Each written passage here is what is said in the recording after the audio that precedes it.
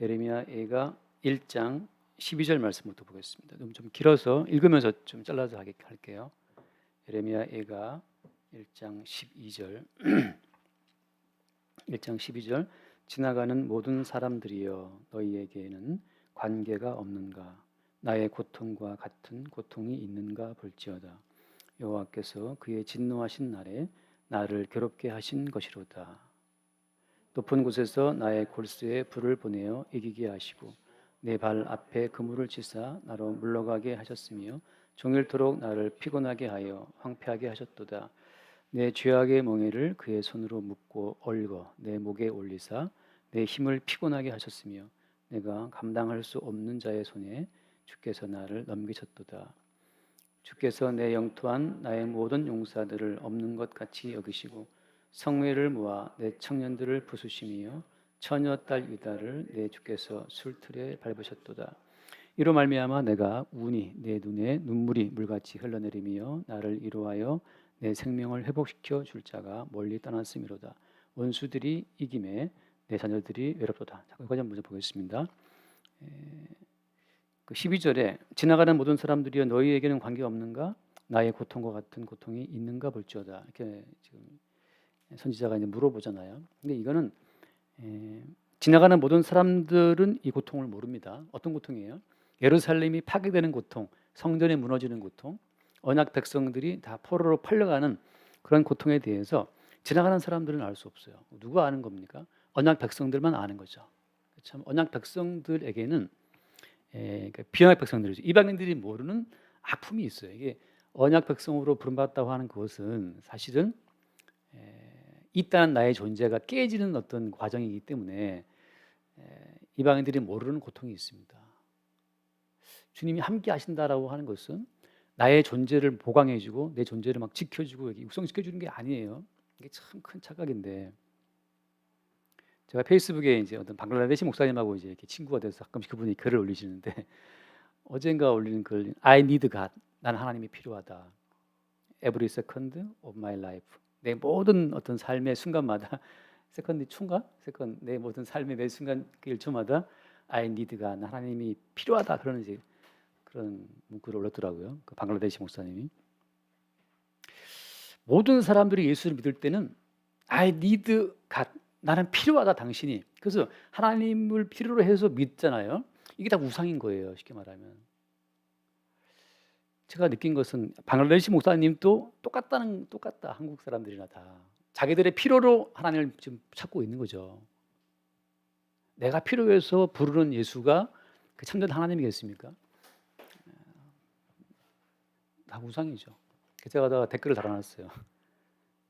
영어로 짧은 영어지만 댓글을 달아놨는데 I don't need 한 것은 He is always with us. 그 하나님은 항상 이미 우리와 함께 계신다. 함께 계신다. Every second of our life. 우리 모든 삶 가운데 매 순간마다 하나님이 함께 이미 우리와 함께 계신다는 거죠. 근데 그분의 고백이라고 하는 것이 사실은 어거스틴의 신학과 연결되어 있거든요. 개신교 신학의 어떤 집대성한 사람은 어거스틴인데 그 어거스틴이 고백했던 말 가운데 하나님이 나는 매 순간 필요하다는 말을 했어요. 그 어떤 신학의 흐름 따라 지금 다들 그렇게 나의 필요를 따라서 어떤 존재하는 하나님을 찾고 있는데 성경에서 말하는 하나님은 그런 하나님이 아닌 거죠. 내 존재를 든든히 세우기 위해서 나의 어떤 결핍을 채우기 위해서 나는 당신이 필요합니다라고 말하는 그 자아를 깨뜨리는 고통, 그 자아를 박살내는 그 아픔이 모든 언약 백성들에게 있다고 하는 거예요. 나는 내 필요를 따라 주님 불렀는데 주님 말씀하시기를 야 이 사람아 너는 지금 너의 필요를 채워달라고 나를 부르고 있니?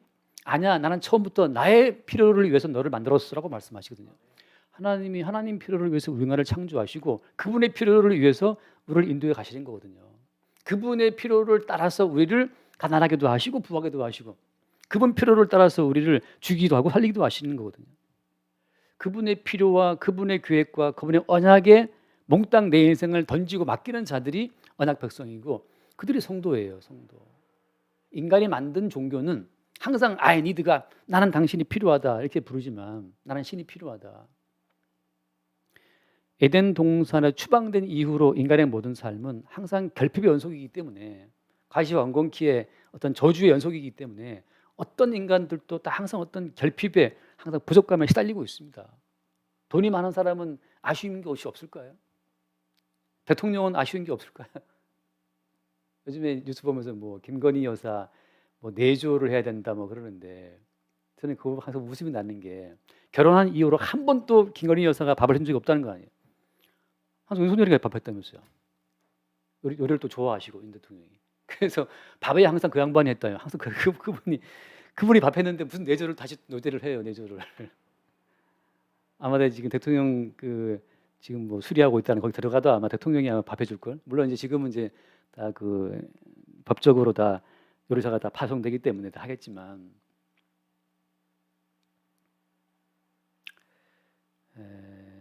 인간의 모든 삶 자체는 대통령이 되어도 결핍이 있고 아쉬운 것이 있고, 그렇게 내가 좋아하던 사람 결혼했다? 그러면 이제 항상 행복일까요? 그거 진짜 어리석은 생각이죠. 내가 좋아하는 사람과 결혼을 하면 마냥 행복하겠지.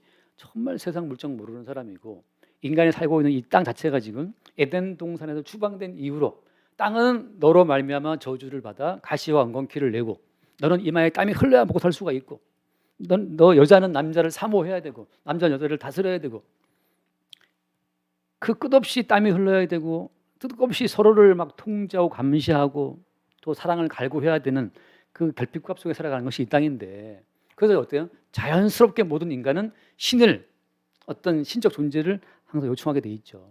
그래서 다양한 종교가 나온 겁니다. 근데 오늘날 교회에서 그것을 믿기로 사람들을 미혹하는 거죠. 여러분 삶이 피곤하지 않습니까? 여러분 피곤할 때 예수 이름 부르세요. 예수님이 당신의 모든 필요를 채워주실 겁니다. 이게 우상의 예수를 공급하는 거예요. 우상의 예수를 무제한 공급한다고 하는 거죠. 소상공인 지원금 600만 원 준다는 식으로, 당신 아쉽냐, 필요하냐, 하나님이 당신의 필요를 채워주실 거야, 그분을 불러.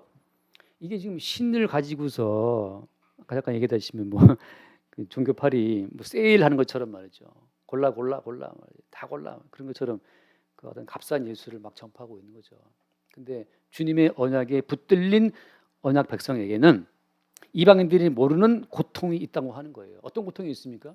하나님께서 자기 백성들의 그 심령 가운데 언약의 씨를, 생명의 씨를 심으시고, 그 생명의 씨가 자라게 함으로 말미암아서 언약 백성들의 이 외형을 찢어버리는 거예요. 언약 백성들의 삶의 외피를 찢고 그 속에 심어진 생명의 씨가 바깥으로 튀어나오게 하신다고 하는 거죠. 이게 언약 백성들의 운명이라고 하는 겁니다. 예를 들어서 그 마리아가 말이죠, 그 어린 소녀, 지금으로 치면 한 중학교 뭐 2, 3년 돼서 그 어린 10대 소녀 마리아가 설마 천사가 와서 알려준 것처럼 성령으로 잉태해서 네가 예수를 낳을 거라고 하는 그 사실을, 마리아가 그런 사실을 놓고 기도한 적이 있습니까? 그 소녀가 말이죠, 난 제발 메시아를 잉태하고 싶어요, 그런 기도를 한 적이 있을까요? 마리아가 천만에 말씀 그런 거 한 적 없어요.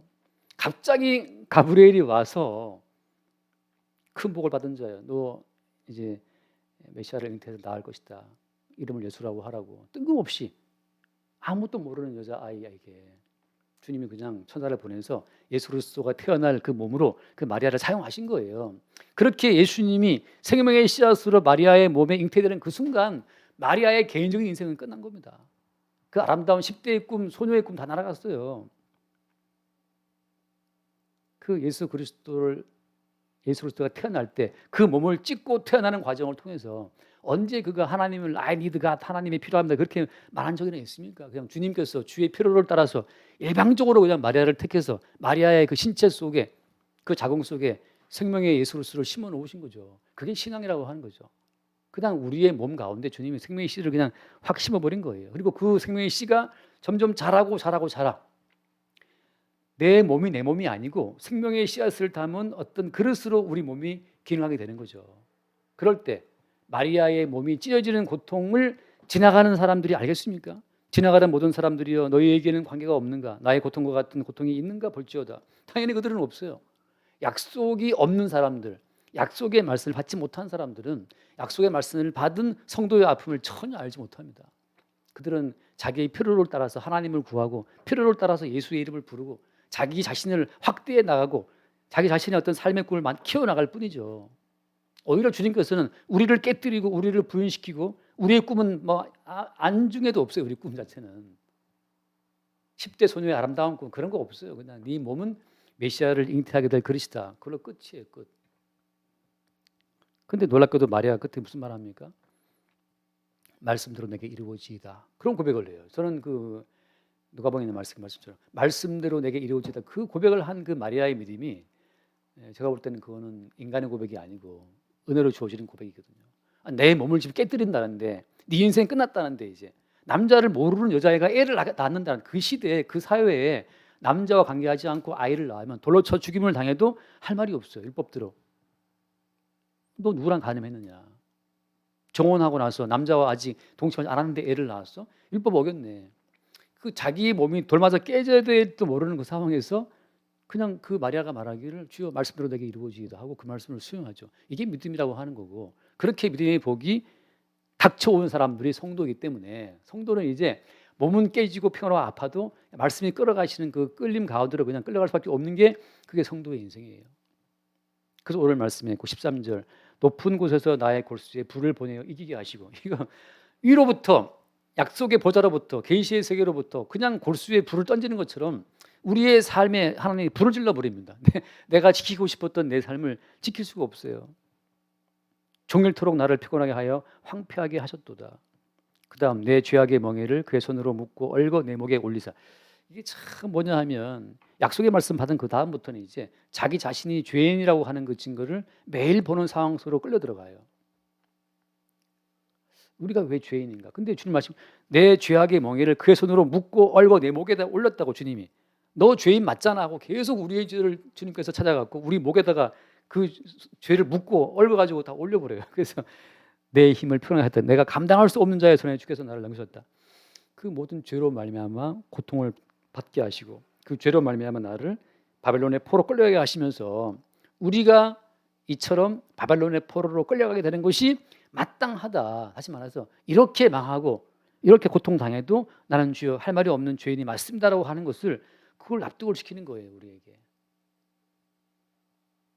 주님이 하신 그 모든 처사가 다 옳습니다. 이런 말이 순순히 나오겠습니까? 우리가 살겠다고 악을 쓰고 그냥 살겠다고 그냥 오히려 대들기 바쁘지. 우리가 언제 주님이 내리신 그 처분을 주의 모든 처분이 의롭다 말이지. 나는 죄인이 맞고 죄인을 죽이시는 주님의 그 행하시는 처사는 옳습니다라고 우리 마음속에 아멘이 나오겠냐고요. 그 참 쉽지 않잖아요. 그래서 항상 제가 말할 때 은혜라고 하죠. 은혜. 자기 필요를 따라 예수 믿는 나는 당신 필요합니다. 남녀 결혼할 때 당신 왜 결혼합니까? 당신이 필요했어요. 당신 아파트가 필요하고 돈이 필요하고 그렇게 한다면 글쎄 그걸 뭐 사랑이라고 할 수 있을까요? 필요에 의한 그냥 연합이죠. 요즘에는 다 노골적으로 그걸 서로 원하기 때문에 다 서로 얼만큼 인지하고 넘어가지만 그래서 15절 주님이 내 영토 안 나의 모든 용사들을 없는 것 같이 여기시고 나를 지키고 있는 모든 것들이 다 날아가는 거죠. 돈이 나의 용사였다?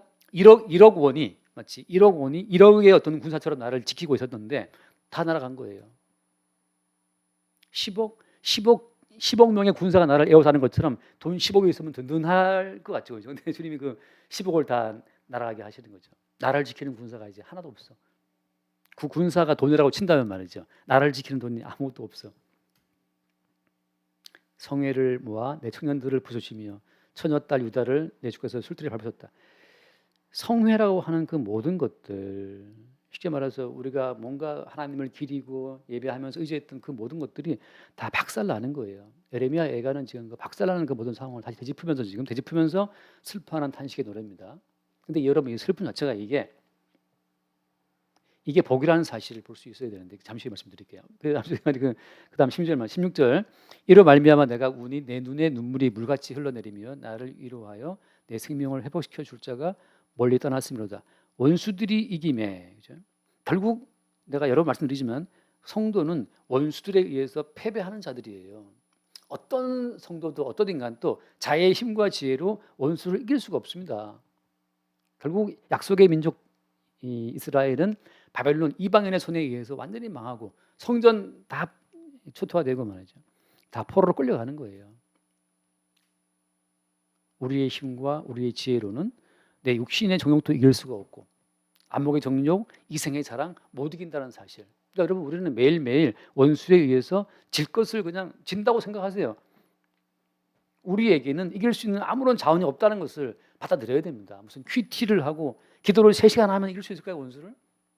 그 기도를 3시간 하는 그것이 오히려 원수에게 더 깊이 잡히는 하나의 길이 되는데 3시간 기도하고 나 기도했다라고 하는 그 자부심 속에 제가 최대한 기도한 게 10시간 기도인데 10시간 밤새 기도하고 딱 나왔는데 아침 해가 쫙 떠오르는데 말이죠. 밤새 기도한 나의 그 어떤 신앙적 열정을 불태우고 나와서 딱 나올 때 참 내가 뭔가 했다는 그 뿌듯함이 막 밀려오는데 너무 좋았어요. 근데 버스를 타고 집에 오는데 너무 이제 피곤한 거예요. 이제. 집에 와서 이제 어머니가 한 소리 하시고 밥 먹고 졸려서 있는데 또 뭐 시키시니까 하다가 또 짜증 나갖고 또 이제 밤새 기도하고 나의 이 어떤 이 열정적인 이 신앙 용사를 뭐 알아줄 자는 아무도 없고 이제 일상의 그 작은 것들로 계속 이제 저한테 이제 시비를 거는 거죠. 바로 이제 다 엎어버리고 이제 엎어버리고 다시 10시간 기도 아무것도 아니에요. 이스라엘이 예루살렘이 성전이 있고 율법이 있고 기도가 있고 그 모든 것으로 바벨론 제국과 싸우고 이길 수 있다고 그들이 믿었는데 그런 것 너희들의 행위로 도출되는 그 모든 것으로는 너희들을 못 지킨다는 선지자 예레미야의 그 모든 말을 계속 그들이 무시했던 거예요. 마치 그들의 경건함으로 하나님이 감동받아 가지고 지켜주시는 것처럼 아니죠. 우리에게 나오는 모든 것들로는 하나님께 영광이 안 된다는 사실을 그들이 몰랐던 거죠. 우리가 10시간 기도하면 주님 기뻐하시겠습니까? 아니죠. 100시간 기도하면 아닙니다. 오직 어린 양 예수 그리스도의 피만 기뻐하시지. 우리에게 나오는 것들은 다 불평감밖에 없고 자기 필요를 따라 구하는 것들인데 무슨 의미가 있겠어요? 자기의 경건을 그래도 믿겠습니까? 우리가 우리 경건을. 그래서 그 뒤에 말씀을 읽으면은 예를 들어서 18절 말씀 18절 여호와는 의로우시도다 그러나 내가 그의 명령을 거역하였도다 너희 모든 백성들아 내 말을 듣고 내 고통을 볼지어다 나의 처녀들과 나의 청년들이 사로잡혀 갔도다. 여호와는 의로우시다. 다시 말해서 우리를 깨뜨리고 우리를 박살내는 그분은 의로우시다고 하는 거죠. 문제는 뭐예요? 문제는 내가 그의 모든 명령을 거역했다라고 하는 거. 여러분 이게 우리가 거역한 죄로 말미암아 우리가 받는 심판 자체가 이것이 예를 들어서 문제가 있다고 생각할 수 있지만 이것이 오히려 약속의 백성들이 걸어가야 될 온전한 길이라고 하는 거예요. 왜냐하면 그런 과정을 통해서만 우리 안에 들어오신 예수 그리스도가 바깥으로 돌출되게 되어 있습니다. 오늘 제 말씀 포인트는 여기에 있어요. 성도의 육신을 찢어야 그 속에 오신 생명의 주인공이신 예수님이 바깥으로 드러난다고 하는 거. 마리아가 10대 어린 여자아이였지만 그 마리아의 몸에 오신 예수 그리스도는 마리아의 몸을 찢고 그 인생을 찢고 이 땅에 나타나셨죠. 그런 것처럼 성도의 모든 삶은 왜 있느냐. 성도의 개인적인 꿈과 희망이 가득한 그 인생을 주님이 찢고 붕괴시킴으로 말미암아 그 속에 들어있는 예수 그리스도가 나타나고 등장되게 하시는 것. 그게 주께서 우리를 끌어가시는 하나의 어떤 목적지라고 하는 거죠. 나머지 모든 인간들의 꿈은 다 사라지는 헛된 것들입니다. 잠깐 말씀을 읽고 이사야서 잠깐 볼게요. 이사야서 26장 18절 말씀을 잠깐 볼게요. 이사야서 26장 18절. 근데 이사야의 말인데 26장 18절 우리가 잉태하고 산고를 당하였을지라도 바람을 낳은 것 같아서 땅에 구원을 베풀지 못하였고 세계의 거민을 출산하지 못하였나이다.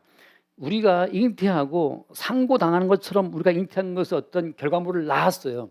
전영희제 요즘에 뭐 사업한다고 막 바쁘잖아요. 사업하고 뭐 투자금 들어오고 뭐 사람 뽑고 바쁜데 그렇게 어떤 사업 아이템을 잉태해서 애기 낳듯이 그 사업 자체를 지금 출범시키고 어떤 외적인 뭔가 이렇다 하더라도 그것으로 땅에 구원을 베푸는가?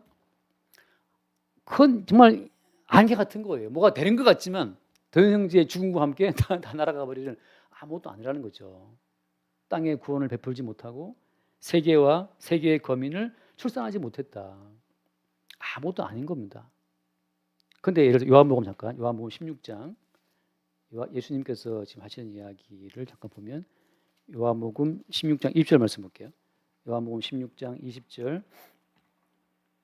자, 내가 진실로 진실로 너희에게 이르노니 너희는 곡하고 애통하겠으나 세상은 기뻐하리라. 너희는 근심하겠으나 너희 근심이 도리어 기쁨이 되리라.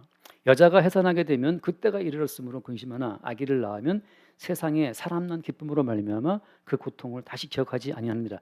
자, 이 포인트는 그거죠. 예수가 못 박혀 죽는 사건을 두고 하시는 말씀이에요.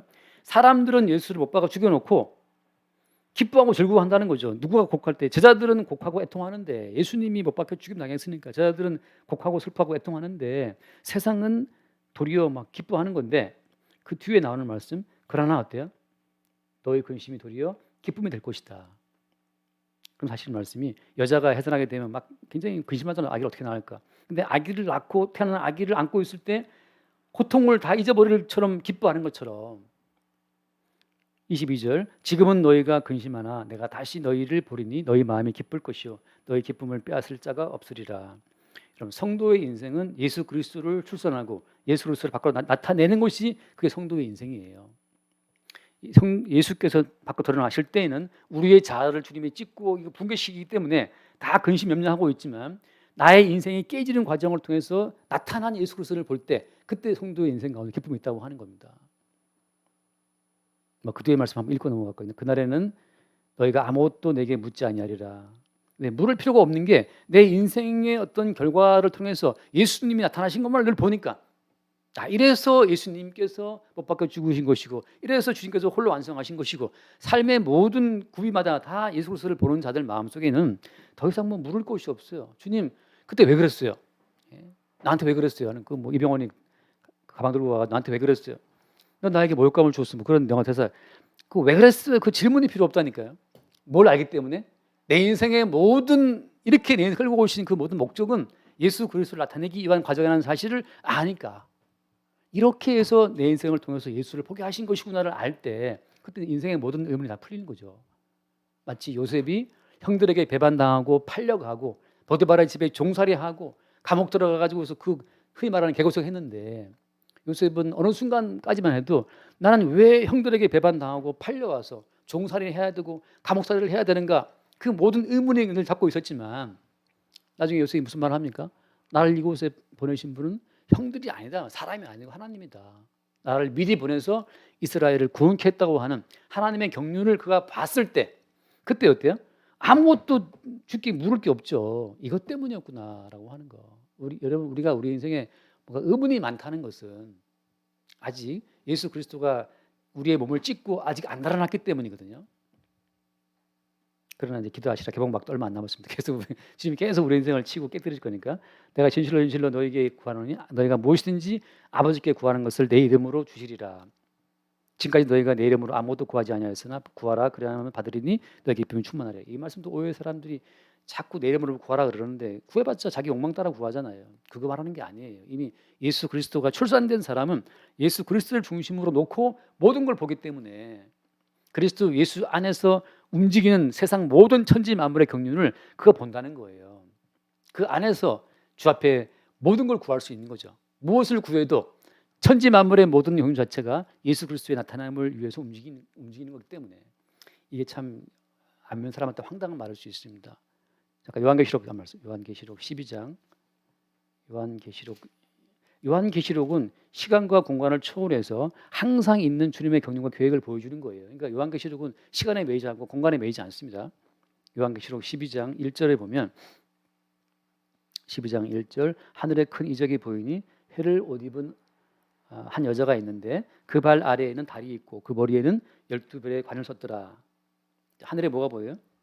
큰 이적이 보이는데 해를 옷 입었단 말이죠. 하늘의 태양, 붉은 태양, 선을 옷을 입고 여자가 발 안에는 뭐가 있어요? 달이 있고 머리에는 12별의 관을 썼다 그러는데 2절 말씀 이 여자가 아이를 베어 해산하게 되매 아파서 애를 쓰며 부르짖더라. 이 여자는 교회를 말하는 거예요. 그러니까 시공을 초월해서 존재하는 모든 성도들을 말하는 겁니다. 마리아의 몸을 찢어서 예수가 태어나는 것처럼 이 여자라고 하는 것은 하늘의 해와 그 밑에 달과 12별 전체 모든 자연만물이 총동원되어서 모든 만물 자체가 지금 몸된 교회를 만들고 몸된 언약 백성들을 통해서 아이를 베어 해산한다는 것. 다시 말하면 예수 그리스도가 이 땅에 태어나게 되는 예수 그리스도의 나타남을 위해서 모든 만물이 움직인다는 걸 보여주는 거예요. 하늘의 해는 왜 뜨는 겁니까? 달은 왜 뜨는 거죠? 사람들한테 물어보세요. 아무도 몰라요. 성경은 뭘 말하는 겁니까? 그 여자를 위해서, 그 여자가 아이를 베어 해산하게 되면 고통과 애를 쓰고 있어요. 3절 말씀, 3절 하늘에 또 다른 이적이 보이니 보라, 한 큰 붉은 용이 있어. 머리가 7이요 뿔이 10이라. 그 여러 마리 머리에 7 왕관이 있는데 그 꼬리가 하늘의 별 3분의 1을 끌어다 땅에 던지더라. 용이 해산하려는 여자 앞에서 그가 해산하면 그 아이를 삼키고자 하더니, 또 다른 이적이, 어떤 이적이 보이는, 이건 하늘에 큰 붉은 용이 보이는 거죠. 자, 뱀과 여자의 후손과의 대결이 창세기 3장에 나와 있는데, 그 최초의 창세기 3장에 나와 있는 그 뱀과 여자의 후손은 네 머리를 상하게 하고 뱀은 네 발꿈치 상하게 한다는 그 최초의 그 언약 그 자체가, 그것이 요한계시를 통해서 계속 지금 쭉 전개되고 있는 거예요. 하늘에는 악한 영과 성도들, 언약 백성들, 교회와의 끝없는 대적인데, 싸움인데, 여기에서 지금 그 싸우는 초점은 어디 있어요? 이 용이 뭘 노리고 있습니까? 용은 여자 앞에서 그가 해산하면 어떻게 한다? 그 아이를 삼키고자 하더니, 결국 언약 백성을 통해 생산케 될 그 아이 예수 그리스도를 삼키기 위해서 이 지금 용이 준비하고 있는 거예요.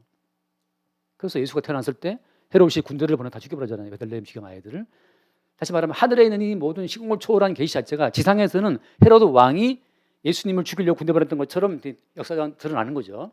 계시에 있었던 사건이 역사로 드러날 때는 그런 식으로 드러난다는 거예요. 빨리빨리 말하고 넘어갈게요.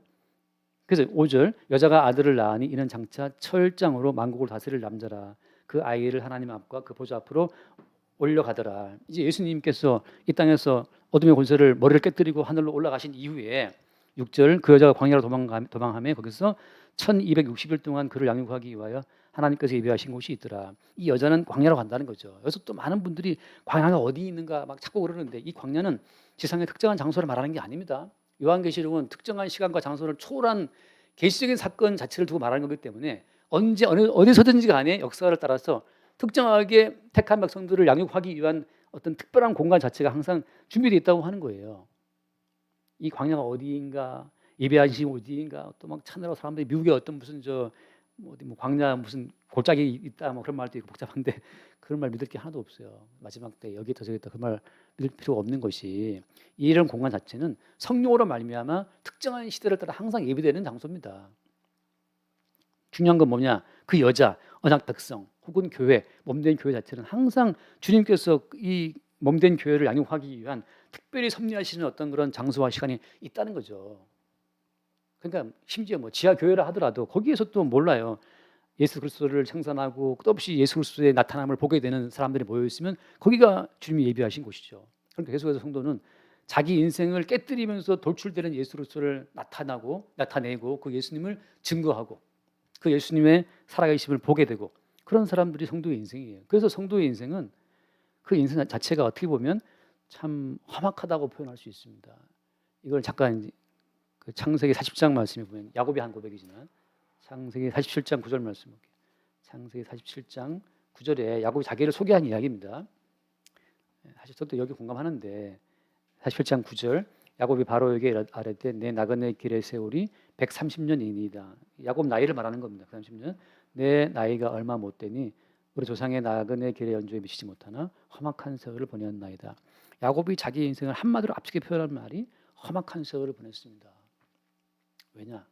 야곱이라는 사람이, 야곱이라는 인생을 통해서 예수 그리스도께서 야곱의 인생 속에 담겨서 그렇게 야곱 속에 들어온 예수 그리스도를 나타내고 표출하기 위해서 그렇게 자기 인생에 이렇게 쭉 가게 될 줄은 야곱도 미처 몰랐던 거예요.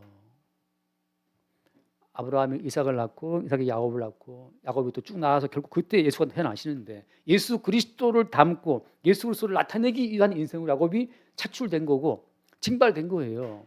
모든 성도의 인생은 자기 꿈을 펼치기 위해 살아가는 것이 아니고 그리스도 예수를 나타내기 위해서 예수가 오실 때까지 그 모든 인생들은 주님에 의해서 징집된 겁니다. 군대 갔을 때 항상 특수부대가 와서 특수장교가 와가지고 딱 애들 세워놓고 이제 너 뽑아가요. 근데 막 키 좀 크고 막 튼튼한 애들 골라가거든요. 저는 안 뽑혔어요. 이제 말라갖고 허약해 보이니까 너 뭐야 빠지고 막 눈이 부리부리하고 막 단단한 애들은 다 뽑혀갔어요. 다 이제 특수부대에 가는 애들이에요. 걔들 막 너무 싫어했지만 어쩌겠어요. 몸이 이렇게 태어난 걸. 저는 사실 안 가고 저는 다행히 잘 됐어요. 근데 더 말랐기 때문에 이렇게 말라가지고 비운병하고 있으니까 제껴놓고.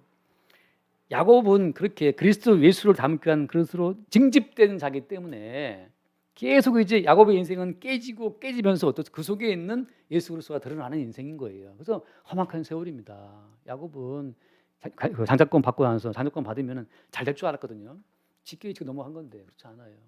성도의 인생은 예수님을 나타내는 것이 목적이기 때문에 팔자가 좀 사나울 수도 있습니다. 근데 팔자는 사나운 팔자, 험악한 팔자라고 할지 모르지만 그게 성도에게는 인생의 주는 내가 아니구나. 내가 깨지든 망가지든 일단 나를 통해서 예수가 나타나면 되는 거지라고서 그런 길로 성도의 인생은 간다는 거예요. 그게 더 낫지 않을까요? 자기 인생이 험악하지 않고 그냥 안정적으로 살았다. 마지막에 지옥 가는 것하고 뭐가 낫겠어요? 주님께서 항상 우리는 그렇게 인도하신다고 하는 겁니다. 지금 오늘 예레미야 애가에서 좀 많이 켜졌는데 예레미야가 지금 슬퍼하는 것은 뭐냐면 바로 그렇게 험악한 세월을 살았던 야곱처럼 이스라엘은 어때? 이스라엘은 결국은 망했잖아요. 그들은 왜 한 겁니까? 하나님이 함께 하시니까 이제 우리 이스라엘은 번영하고 붕황하고 다른 나라를 정복하고 이제 큰 나라가 될 거야라고 했는데 아사라 말아라 착각이다. 너희들을 위해서 여호와가 있는 것이 아니었고 여호와께서는 지금 예수 그리스도를 나타내기 위해서 너희들을 택한 그냥 너희들은 그릇이었어. 너희들이 깨져야 너희들이 붕괴도 깨져야 그 속에서 예수가 등장한다. 너희들이 면하자면 좀 깨져줘야겠어 하고 주님이 깨뜨리는데 그 깨지는 아픔과 고통에 예레미야가 그 슬픔으로 지금 거기 함께 녹아지고 있는 겁니다. 개인적인 슬픔이 아니라 하나님의 섭리 가운데 큰 그림 가운데 얼마나 괴로웠겠어요. 야곱이 장자권 얻었지만 집 떠나잖아요. 집 떠나가지고 멀리 떠나가 살아가는데 그 얼마나 야곱이 엄마가 야곱을 사랑했는데 결국은 사랑 엄마가 못 살고 집을 떠나가게 되잖아요. 집 떠난 지 며칠 만에 그 노래 있는 것처럼 쓸쓸한 인생을 살게 되죠. 그게 오히려 성도의 복이 되는 겁니다. 하나 말씀도 읽고 마쳐야 되나 시간이 많이 갔는데 빌립보서 1장 말씀. 빌립보서 1장 20절 말씀. 빌립보 1장 20절. 나의 간절한 기대와 소망을 따라 아무 일에든지 부끄러워하지 아니하고 지금도 전과 같이 온전히 담대하여 살든지 죽든지 내 몸에서 그리스도가 존귀하게 되려 하려 하나니 이는 내게 사는 것이 그리스도니 죽는 것도 유익함이라. 여기 말씀처럼 살든지 죽든지 내 몸에서 그리스도가 존귀하게 되게 하려 한다. 이게 모든 성도 하늘에 해를 입고 발에 달이 있고 12불에 멀관을 쓴 그 모든 성도 몸된 교회 그의 신부 언약 백성들 그들의 삶이 가는 길이 이 길이에요. 살든지 죽든지 자기 몸이 깨지든지 마리아처럼 10대 처녀가 갑자기 애를 갖게 됐다는 그런 어떤 부끄러운 오명이든지 간에 그 몸 자체를 깨고 그리스도 예수가 존귀하게 되는 것 그게 모든 성도가 가는 길이라고 하는 거죠. 그 말하기를 이는 내게 사는 것이 그리스도니 죽는 것도 유익하다. 내가 망하는 것도 유익하다. 아픈 것도 유익하다. 오해받는 것도 유익하다. 돈 까먹는 것도 유익하고 돈 버는 것도 유익하고 뭐든지 돈을 벌든 까먹든 아프든 건강하든 그 모든 걸 통해 주님께서는 뭐 하시는 거니까? 그리스도 예수만 나타낼 목적으로 우리를 부르신 거니까 그렇게 부름받은 성도가 그리스도 예수와 한 몸이 되어서 그와 함께 죽고 그와 함께 사는 영원히 영광받는 길로 가는 거죠. 그래서 그리스도 예수가 신랑이라면 그의 고난에 함께 참여했기 때문에 그와 함께 영광받는 조강지처처럼 말이죠. 그와 함께 영광에 참여하게 되는 겁니다. 돌아와서 오늘 이 예레미야 애가의 이야기는 그렇게 자기의 껍질이 깨지는 아픔, 그 아픔을 지금 예레미야 선지자가 그 깨지는 아픔을 노래하고 있는 거예요. 근데 그 아픔은 결국은 무엇으로 이어진다? 아이를 낳은 여자가 그 낳은 아기 예쁜 걸 보고 그 출산의 고통을 잊어버리는 것처럼 모든 성도는 나타난 예수 그리스도를 보고 기뻐하고 즐거워하는 거예요. 그것이 무엇이냐? 한번 찾아보세요. 세연자매 요한복음 8장 읽고 마칩시다. 이거 마칠게요. 진짜 이거만 읽고 요한복음 8장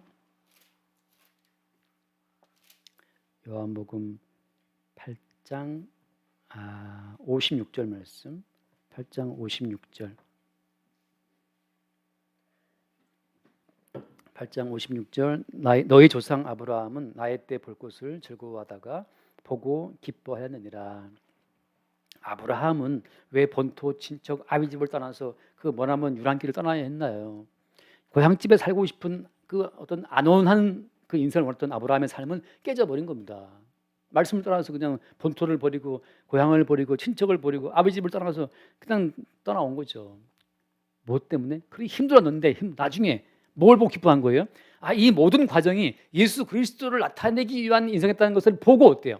그 자기 인생을 통해서 출산된 예수 그리스도를 보고 기뻐하는 거예요. 아까 요한복음 그 뒤에 말씀처럼 여자가 아이 낳을 때는 고통 때문에 너무 괴로워하지만 막상 낳고 그 아기를 보니까 너무 기뻐서 잊어버리는 것처럼 아브라함도 자기 인생의 모든 의미를 나는 왜 이렇게 본토를 떠나야 했고 도대체 그분은 뭔데 내게 말씀해서 야 너 아브라함아 너 고향을 떠나야 돼 내가 너한테 시킬 땅으로 가라 그 말씀에 유력에 잡혀서 떠나왔단 말이죠. 도대체 왜 길을 가야 되는 거지? 갔는데 그 땅에서 아무 유혹도 없어. 자기 마누라 죽었을 때 유일하게 처음 돈 주고 땅 사서 자기 마누라 거기다가 매장하고 말이죠.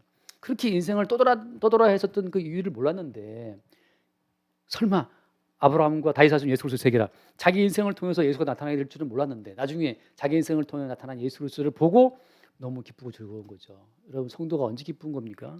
돈 많이 벌면 기쁩니까? 물론 그것도 기쁘죠. 돈 많이 벌면 저한테 말하세요. 같이 맛있는 거 먹게. 근데 그 기쁨은 금방 지나가는데 뭐가 기쁨이냐? 도대체 내 인생의 의미는 뭔데 이렇게 인생이 고달프냐 말이죠. 저도 항상 묻는 질문이에요. 나는 왜 내 마누라가 빨리 떠났을까? 그런데 주님이 들어가셨는데 뭐 할 말 있나요? 근데 거기에서 이제 모르잖아요. 그렇게 인생의 한 부분을 주님이 잘라내고 깨뜨리고 찢으면서 말이죠. 결국은 예수 그리스도가 나타나는데 그렇게 발견된 예수 그리스도를 볼 때 이게 결국 주님께서 주님을 나타내기 위해서 이렇게 내 인생을 끌고 가시는 걸 확인하는 그 순간에 기쁨이 있어요. 그 기쁨. 그게 언약 백성의 기쁨이 되는 겁니다. 돈을 많이 쌓아 기쁨이 아니고 오히려 돈을 날려버릴 때 예수가 발견되는 그때 기쁨이 있는 거죠. 내가 했던 계획이 이루어지는 기쁨보다도 했던 계획이 어긋나면서 다른 주체가 있네. 그분이 예수님이라는 사실을 볼 때 또 기쁨이 있는 거예요. 그게 몸된 교회의 기쁨이고 신부의 기쁨이고 마귀는 항상 그 기쁨을 뺏어가려고 그렇게 나타난 예수 그리스도를 삼켜버리려고 항상 마귀는 붉은 용은 늘 대기 중이라 이 말이죠. 네가 무슨 예수를 네가 낳아 돈이나 벌어 이 땅에서 그냥 저 육신적인 크랑에 따라가 하고 이제 우리 미혹하는데 주님께서는 기어이 우리 인생을 찍고 예수 나타내시는 거죠. 그렇게 성도의 인생 끌려가는 겁니다. 그 어떤 과정 가운데 슬프지만 마지막에 생산된 예수를 보고 기뻐하는 즐거움이 예레미야 애가의 깊은 슬픔 속에 앞으로 등장하게 될 기쁨을 담고 있는 해 뜨기 전에 가장 어두운 어떤 새벽 그 시간대처럼 지금 예수님이 산출되는 그 아주 그 큰 기쁨 앞두고 예레미야의 그 깊은 어둠이 고백되고 있는 겁니다. 그렇게 우리의 삶 가운데 슬픔이 있어도 나타나게 될 예수를 인한 즐거움이 있게 되기를 바랍니다. 기도하겠습니다. 주님 감사합니다. 언약 백성들이 모여 살았던 이스라엘을 예루살렘을 성전을 위해 기어이 파괴시키시는지 오히려 눈에 보이는 성전을 깨뜨리심으로써 보이지 않는 성전의 주인공 예수 그리스도를 알게 하시니 감사합니다. 인생의 슬픔 속에서 마침내 등장하게 될 예수를 바라보는 큰 기쁨의 즐거움이 우리 모두에게 있게 하여 주옵소서. 우리 주 예수 이름으로 기도드립니다. 아멘.